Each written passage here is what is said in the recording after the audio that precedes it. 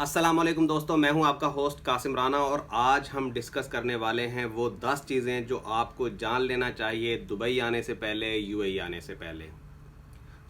सबसे पहला सवाल ये है कि आखिर यूएई में दुबई समेत टोटल कितने पाकिस्तानी रहते हैं। दोस्तों, मैं आपको बता देना चाहता हूं कि यूएई के अंदर दुबई समेत तकरीबन 1.3 मिलियन के करीब लोग रहते हैं, यानी कि 12 से 13 लाख। और इनमें से 4 से 5 लाख वो हैं जो यहीं सेटल्ड हैं, रेजिडेंट हैं और यहीं रह रहे हैं, अपना काम कर रहे हैं, अपना बिजनेस कर रहे हैं।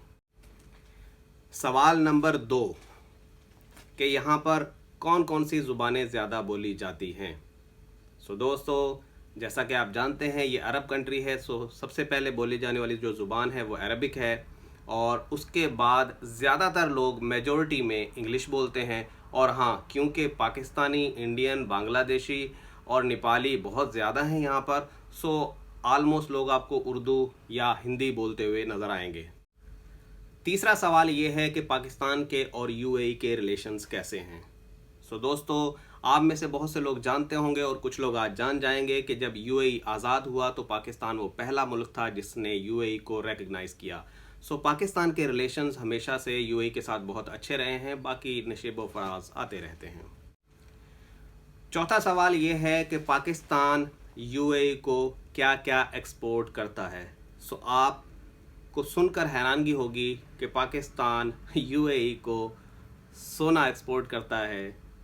जी हाँ, सोना पाकिस्तान एक्सपोर्ट करता है और उसके बाद आती है बारी चावलों की, गोश्त की और सब्जियों की।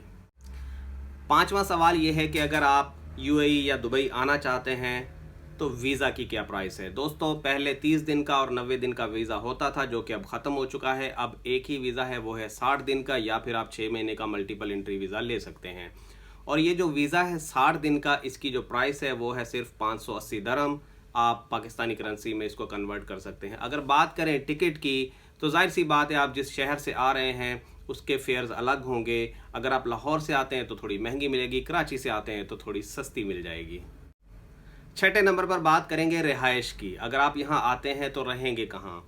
दोस्तों, अगर आप अफोर्ड कर सकते हैं तो आप होटल बुक कर सकते हैं। होटल चीप भी मिल जाते हैं, अगर आप सही से रिसर्च करें तो आपको चीप होटल्स भी मिल सकते हैं। अदरवाइज़ आप शेयरिंग रिहाइश में भी रह सकते हैं। अगर आपका कोई दोस्त, रिलेटिव बाहर रहता है, अगर आप उस पर बर्डन नहीं भी बनना चाहते तो आप सिंपली उससे पूछ सकते हैं कि भाई मेरे आने से पहले वहाँ पर शेयरिंग में मुझे कोई बेड स्पेस दिलवा दें। ये वेरी करता है कि आप कहाँ रहते हैं, लेकिन 500 से 600 दरहम मंथली आपका जा सकता है। दोस्तों, 7वें नंबर पर बात करेंगे हम ट्रैवलिंग की। ट्रैवलिंग जो कर सकते हैं आप यूएई में, वो बस के ज़रिए कर सकते हैं, मेट्रो के ज़रिए कर सकते हैं और टैक्सी के ज़रिए कर सकते हैं।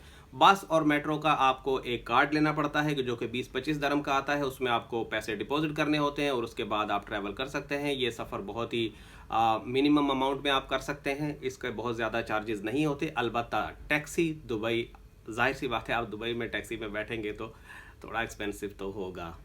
बाकी अगर आपका कोई दोस्त है, उसके पास अपनी गाड़ी है, तो आप फ्यूल वगैरह देकर सफ़र कर सकते हैं। दोस्तों, 8वें नंबर पर हम बात करेंगे खानों की, फूड की।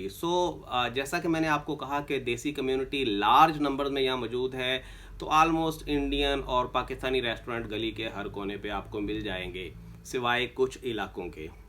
खाना कोई इतना महंगा नहीं है, डिपेंड करता है आप क्या खा रहे हैं और आपको किस तरह का पसंद है। अलबत्ता ये है कि आप 3 टाइम का खाना 25 से 30 दरहम में खा सकते हैं अगर आप एक नॉर्मल से इलाके में हैं। बाकी वेरी करता है आप कहाँ रह रहे हैं। और अगर आपके कोई दोस्त यार यहाँ पर रहते हैं, घर में पकाते हैं, तो वो बहुत ही अच्छा हो रह जाएगा, बहुत ही नॉर्मल प्राइस में आपका टाइम निकल जाएगा। तो खाना इतना कोई बहुत ज़्यादा महंगा नहीं है। 9वें नंबर पर वो सवाल का जवाब जिसके बारे में आपने ये पूरा वीडियो देखा, पूरा बहुत शुक्रिया आपका। अगर आप यहाँ तक आ चुके हैं तो वीडियो को लाइक कर दें, चैनल को सब्सक्राइब कर दें और अपने दोस्तों के साथ शेयर भी कर दें जो दुबई आने का इरादा रखते हैं। दोस्तों, 9वां और अहम सवाल ये है, क्या नौकरी मिल जाएगी, क्या जॉब मिल जाएगी। देखिए, मैं हमेशा लोगों को समझाता हूँ कि अगर आप सिर्फ़ और सिर्फ वहाँ से यहाँ मज़दूरी करने के लिए आ रहे हैं तो मेरा ख्याल है ना आएँ।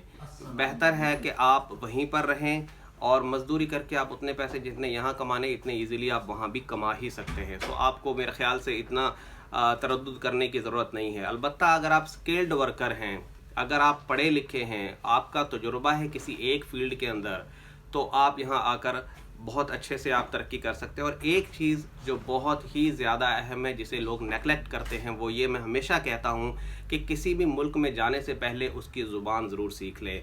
अब जाहिर है अरबिक जो है आप मुकम्मल तौर पर अगर वहाँ रह के नहीं भी सीख सकते तो कम से कम इंग्लिश तो सीख ही सकते हैं, क्योंकि इंग्लिश तो हमें बचपन से पढ़ाना शुरू कर दिया जाता है, सिर्फ हमें थोड़ी सी तवज्जो देनी है। मैंने यहाँ तक देखा है कि लड़के ग्रेजुएट हैं, लड़के पढ़े लिखे हैं, बट इंग्लिश उनकी बहुत वीक होती है। और साथ में कम्युनिकेशन स्किल, कि आप बातचीत करने का तरीका आपको आना चाहिए, क्योंकि जब आप जॉब के लिए निकलेंगे तो सबसे पहला जो आपके अंदर चीज़ देखी जाएगी वो देखी जाएगी कम्युनिकेशन स्किल, आपका कॉन्फिडेंस देखा जाएगा। सो जॉब जो है वो मिल जाती है यहाँ पर, लेकिन उसके लिए आपको बहुत ही हार्ड वर्क करना पड़ता है। सो दोस्तों, 10वां और आखिरी सवाल ये है कि अक्सर लोग सोचते हैं कि अगर मेरा कोई जानने वाला नहीं, मेरा कोई रिश्तेदार बाहर नहीं रहता, तो क्या मुझे जाना चाहिए, क्या मैं जा सकता हूँ? सो दोस्तों, ऐसा नहीं सोचना चाहिए। अगर आपका कोई जानने वाला नहीं, अगर आपका कोई दोस्त रिश्तेदार भी यूएई में, दुबई में या किसी मुल्क आप जाना चाहते हैं वहाँ नहीं रहता, तो भी ऐसी कोई बात नहीं। आजकल ऑनलाइन का दौर है, सोशल मीडिया का दौर है, आप बहुत से लोगों के साथ राबता कर सकते हैं। अच्छे लोग दुनिया में आज भी मौजूद है, आप उनके साथ राबता करके वो आपको अच्छे से गाइड भी करेंगे और आप आराम से। और सिंपल बात तो ये है कि आप विज़िट वीज़ा लेके कहीं किसी भी मुल्क जाते हैं, आप वहाँ होटल बुकिंग करते हैं, जब वहाँ जाके उतरते हैं तो बहुत से लोगों की आपकी मुलाकात होती है। और अगर आप ओपन माइंडेड हैं, आप सोचने की स्किल रखते हैं, थॉट प्रोवोकिंग माइंड है आपका, तो आप अपने लिए रास्ते खुद ब खुद बनाना शुरू कर देते हैं। तो ऐसा नहीं सोचना चाहिए। अगर आपका कोई जानने वाला नहीं है, उसके बावजूद भी आप सफ़र कर सकते हैं। ख़ास तौर पे चूँकि मैं दुबई में मौजूद हूँ, तो दुबई के बारे में कोई भी इन्फॉर्मेशन जानने के लिए आप मुझसे रब्ता कर सकते हैं मेरे इंस्टाग्राम पे। इंस्टाग्राम का मैं लिंक यहाँ पर दे भी दूँगा और डिस्क्रिप्शन में भी दे दूँगा। सो आपसे होगी मुलाकात एक नई वीडियो के साथ, एक नए आइडिया के साथ। तब तक के लिए मुझे दीजिए इजाज़त। इन अल्फाज के साथ अपना और अपने चाहने वालों का बहुत ज़्यादा ख्याल रखिएगा। अल्लाह निगहबान।